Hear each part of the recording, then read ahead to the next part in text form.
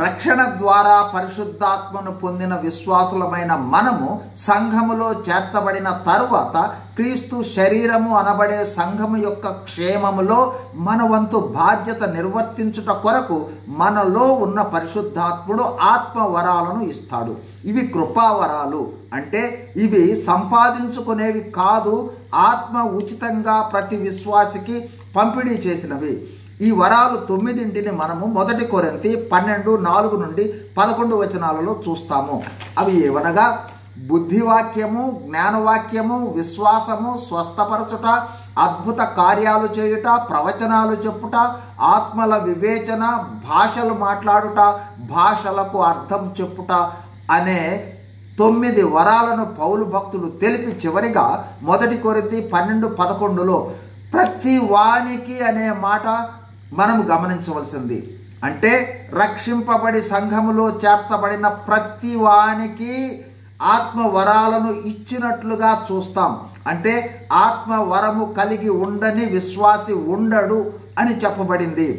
విశ్వాసులలో కొందరు ఒక వరాన్ని కలిగి ఉండవచ్చు, మరికొందరు 1 కన్నా ఎక్కువ వరాలను కలిగి ఉండవచ్చు. ప్రశ్న, ఎందుకు పరిశుద్ధాత్మ ఈ ఆత్మవరాలను విశ్వాసులకు ఇస్తాడు?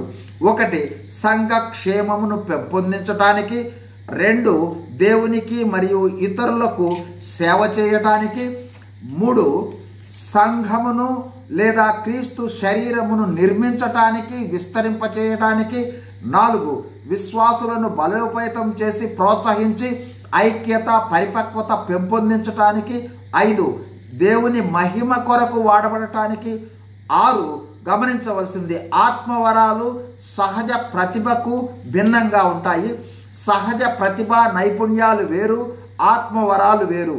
అయితే ఇవన్నీ విశ్వాసుల క్షేమం, సంఘ క్షేమం, సంఘ విస్తరణ, దేవుని మహిమ కొరకు వాడబడాలి. చివరిగా విశ్వాసులమైన మనమందరము గుర్తించవలసినది, గ్రహించవలసినది ఏమంటే పరిశుద్ధాత్మ ఆత్మవరాలను మనకు ఉచితంగా ఇచ్చింది సంఘమునకు, ఇతరులకు, దేవునికి సేవ చేయటానికే తప్ప స్వప్రయోజనాల కోసము, వ్యక్తిగత లాభాపేక్ష కోసము కాదని గుర్తించాలి. God bless you. Thank you.